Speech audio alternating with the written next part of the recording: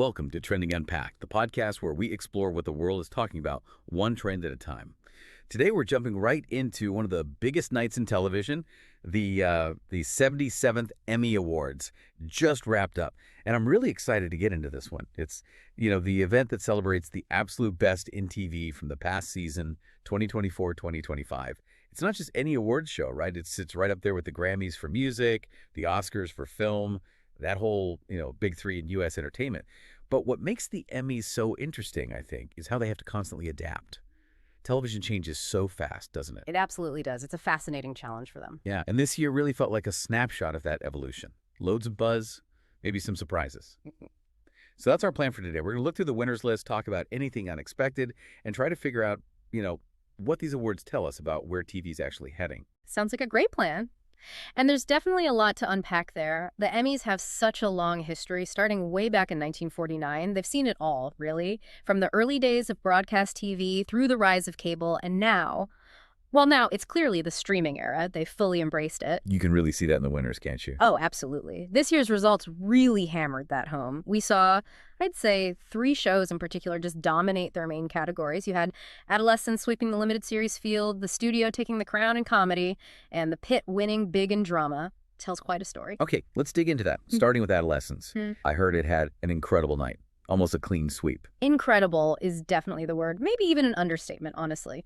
Adolescence, that's the Netflix one, basically ran the table in the limited or anthology series categories. Think about it, 7 nominations in those specific limited series awards, and it won 6 of them.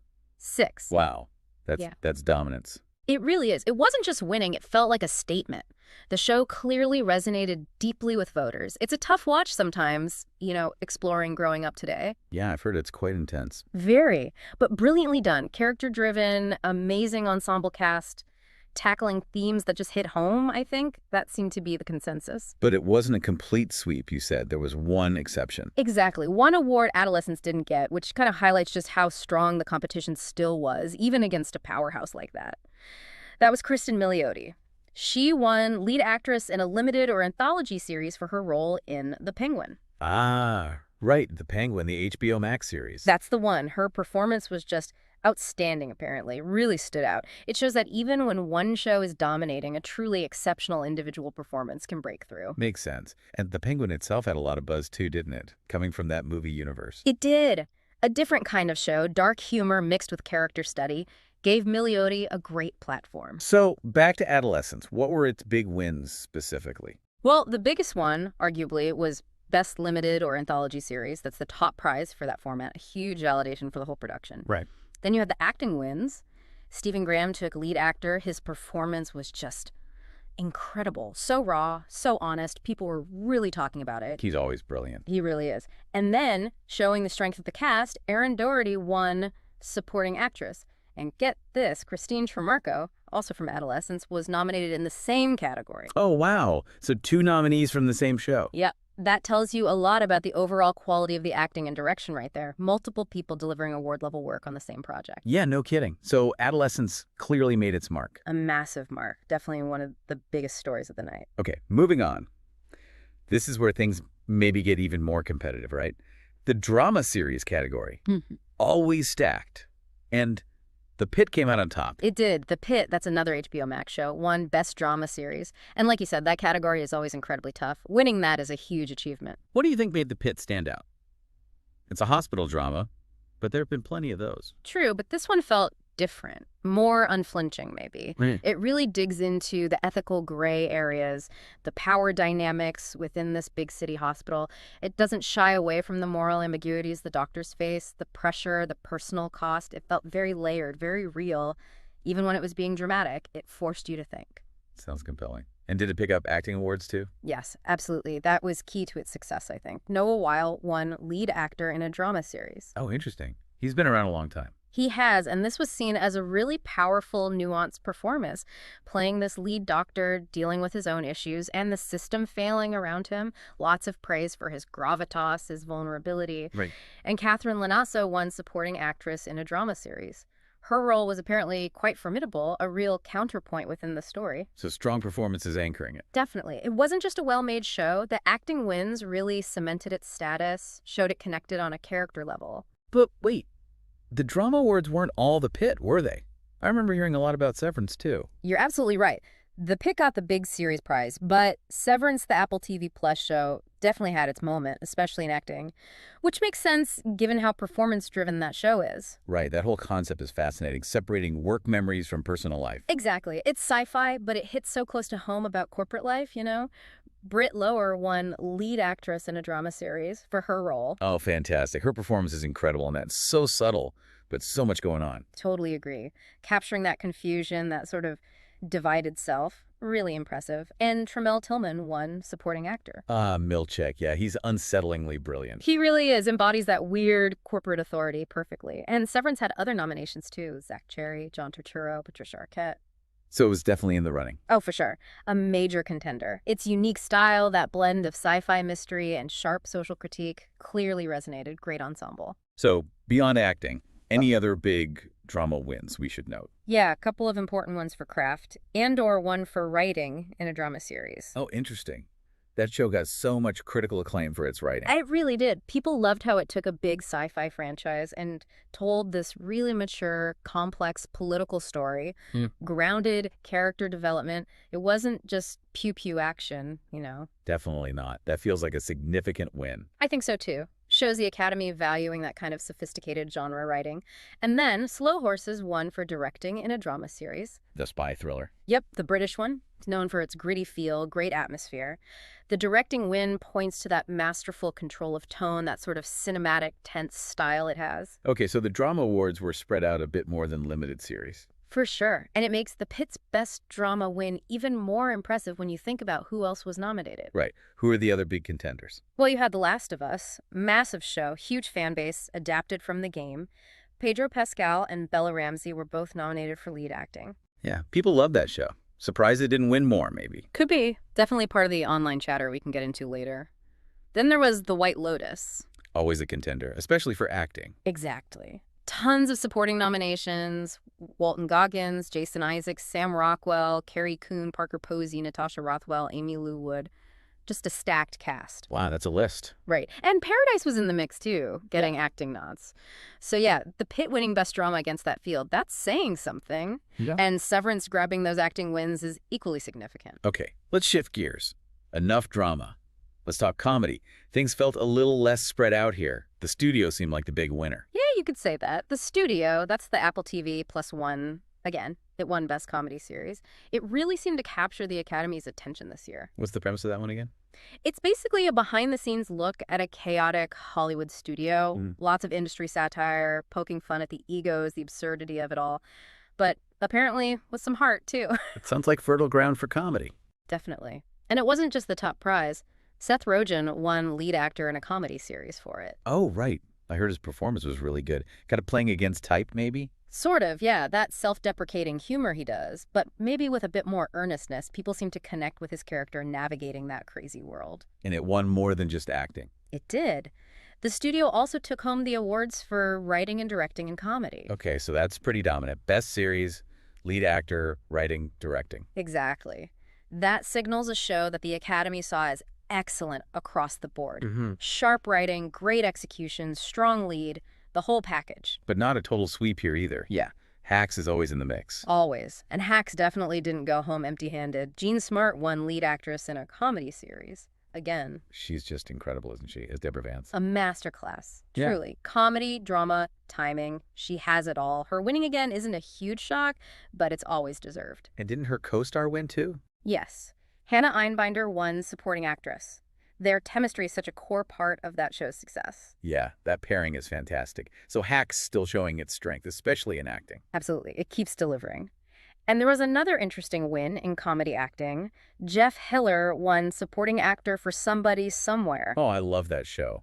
And he's wonderful in it. He really is. Such a specific kind of understated humor and vulnerability. A great win, I think, for a show that maybe flies a bit under the radar sometimes. Definitely. So the studio was the big winner, but other great comedies got recognition too. For sure. And just like in drama, the competition was fierce. You had Abbott Elementary nominated, which everyone loves. Right. Such a feel-good show, but smart too. Exactly. And The Bear was nominated with acting nods for Ayo Edebiri, Jeremy Allen White, Liza Collins-Ayas.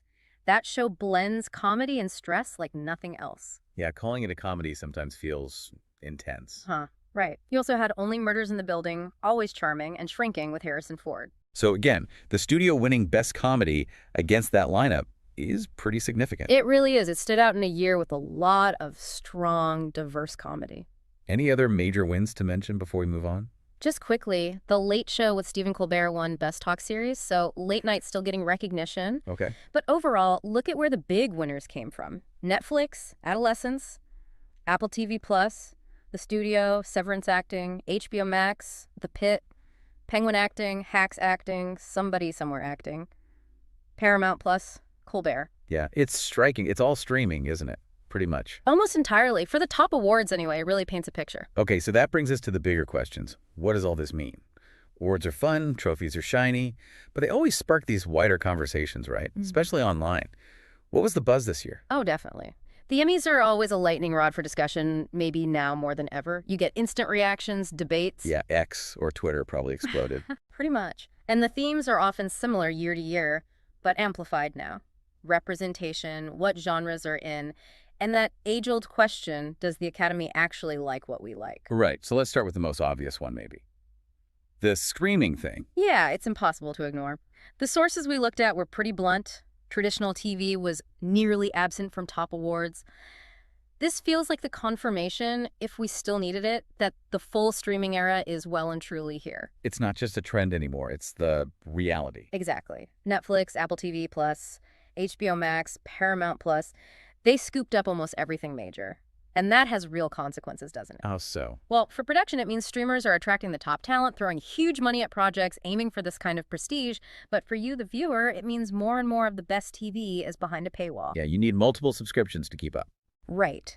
Which fragments the audience. When a show like Adolescence sweeps, its impact is huge, but mainly within the Netflix bubble. It's different from the days when a big network hit was something almost everyone saw. Does that change how we talk about TV?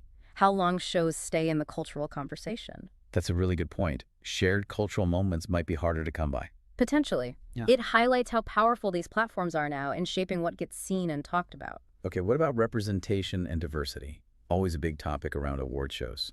Huge. And social media is where those conversations really catch fire. On the one hand, you see celebrations, wins for diverse actors, shows like Adolescence with its strong ensemble, maybe popular diverse nominees like Abbott Elementary getting recognition. People see that as progress, as validation. Makes sense. But there's always the flip side. Social media is also incredibly quick to call out perceived lingering gaps.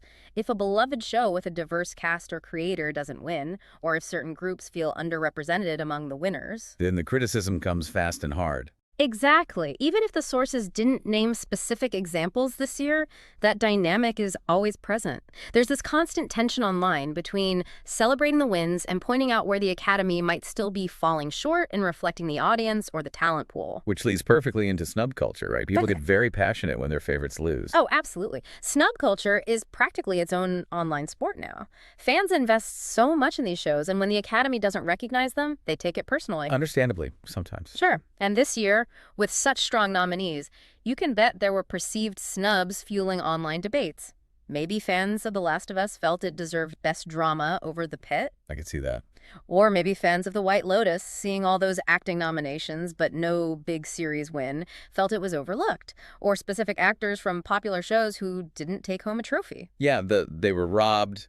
Tweets probably flew. Exactly. It taps into that core debate. Academy taste versus popular opinion, what the industry values versus what captures the public imagination. The online discourse isn't just about celebrating winners, it's often just as much about questioning the losses. So beyond the snubs and the platform wars, what about the types of stories that won? Does that tell us anything about, like, the cultural mood? I think it does, yeah. It's always interesting to analyze the themes and genres that get the top honors. What does it signal about what resonates right now? So what did we see this year? Well, you had The Pit, a pretty intense drama looking at moral compromises in a high-pressure job. You had Adolescence, a really poignant, tough look at growing up. Then The Studio, a sharp satire about an industry many people find fascinating or frustrating. And the sources mention recognition for things like political dramas, sci-fi, comedies with social commentary. It feels like there's an appetite for stories that aren't just pure escapism. Like Severance. Sci-fi, but with so much to say about work culture. Exactly. Severance fits perfectly. It uses its genre framework to explore really deep questions about identity, capitalism, work-life balance, things people are genuinely grappling with, especially now. Or even Abbott Elementary in comedy. It's funny, but it's grounded in real issues about public education. Precisely. These shows connect because they're well-made, yes, but also because they tap into something real in the cultural conversation. They reflect audience interests, maybe even societal anxieties back at us. So the winning shows are maybe holding up a mirror in a way. I think that's a good way to put it. They suggest a desire for high-quality, compelling TV that also makes you think, that engages with the complexities of the world. Television as more than just distraction, but as part of the cultural dialogue. Okay, so if we try to tie all these threads together, looking at the whole picture, the streaming dominance, the specific winners, the online reactions, what are the big takeaways? What did the 2025 Emmys really illuminate about TV right now? Well, the first and maybe most undeniable takeaway is just cementing that streaming dominance we talked about. It's not emerging anymore. It is the landscape. A new normal. Absolutely. The fact that traditional networks were barely in the conversation for major awards, that's huge. It confirms the power shift is complete.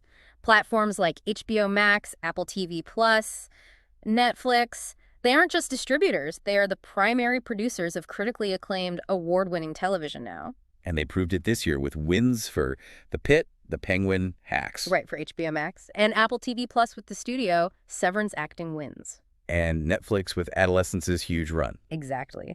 These platforms have figured out the formula for prestige TV, attracting talent, funding ambitious projects. The implications for the old guard, the broadcast networks, are pretty stark. They're struggling to compete in this specific arena. It feels like a fundamental shift in how top-tier TV gets made and celebrated. I think it is. The entire ecosystem has tilted. Okay, what else? Beyond the platform wars. Another interesting trend is the mix of winners. It wasn't all brand new shows, and it wasn't all established favorites. There was a blend. How so? Well, you had established acclaimed shows like Hacks continuing to win for its brilliant actors like Gene Smart. That shows the Academy values consistency and sustained excellence. Right, honoring proven quality. But then you also had relative newcomers making a huge splash.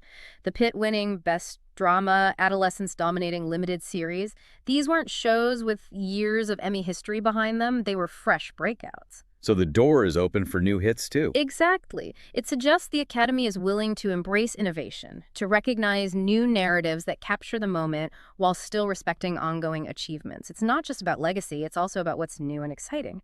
That's a healthy sign for creativity, I think. It shows they value both consistency and innovation. That makes sense. And what about the stories themselves, the types of shows winning? Yeah, looking at the winners, the complex drama of The Pit, the intense character study in Adolescence, the sharp satire of The Studio, the layered comedy drama of Hacks, it points towards an evolution in what audiences, or at least the Academy, value. What kind of evolution? It seems to be a move towards narratives that are not only well-produced, high production values, or almost a given now, but also compelling and often thought-provoking. Stories that dig into complex issues, whether it's ethics, societal pressures, industry critiques, or personal relationships. Less straightforward, maybe. More nuanced. Perhaps. We see wins for shows that blend genres like Severance, or comedies with real dramatic weight like Hacks or The Bear, even though it didn't win top prize this year. It suggests audiences are looking for more than just simple plots. They want depth, complexity, maybe even ambiguity. Content that challenges you a bit. Right. The Emmys seem to be reflecting this shift towards valuing storytelling that engages on multiple levels, intellectually, emotionally. It's about the craft, but also about the substance and relevance of the story being told. Which brings us back to that recurring question you raised earlier. Ah, yes. The big one. How well do these Emmy results really line up with what most people are watching? Is there a gap between critical acclaim, industry recognition, and genuine mass popularity? It's the perennial debate, isn't it? With streaming fragmenting audiences, it's harder than ever to know if an Emmy winner is also a show that dominates the water cooler conversations, so to speak. Or if the Academy is rewarding shows that are maybe more prestigious, artistic, but perhaps less widely seen than, say, a huge network procedural or a massive genre hit. Exactly. Are the Emmys reflecting broad viewing habits, or are they reflecting the tastes of industry insiders who value artistry, technical craft, and maybe certain types of challenging narratives? There's often overlap, of course, but there can also be a significant gap.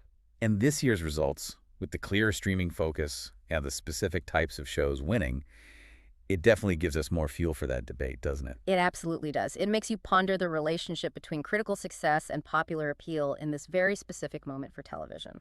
That's a really fascinating point to end on for our main discussion. We've covered a lot the undeniable streaming takeover, the specific shows like Adolescence, The Pit, the studio that really shone, plus the acting wins for performers like Stephen Graham, Kristen Milioti, Noah Weil, Britt Lower, Gene Smart, Seth Rogen, and delving into those cultural conversations about representation, snubs, and what these wins suggest about storytelling today. Thanks so much for joining us to unpack the 2025 Emmy Awards. It's always revealing to see what the industry chooses to celebrate. It really is. And maybe a final thought to leave you with. Yeah. Seeing this consolidation of streaming power and the types of stories being rewarded ambitious, often complex, culturally aware, it really suggests the future of prestige TV is going to be fought out on these platforms. The winners this year aren't just winners, they're potentially signposts for what kinds of shows will get greenlit, funded, and pushed for awards in the coming years. They might be shaping the very definition of what quality television looks like going forward. That's a powerful thought. The Emmys not just reflecting the present, but actively shaping the future. Well, it's certainly an exciting and rapidly changing time for TV. Next time, though, we're shifting focus entirely. We'll be turning our attention to the enduring legacy of a true Hollywood icon, Robert Redford. You won't want to miss that discussion. Thanks for listening.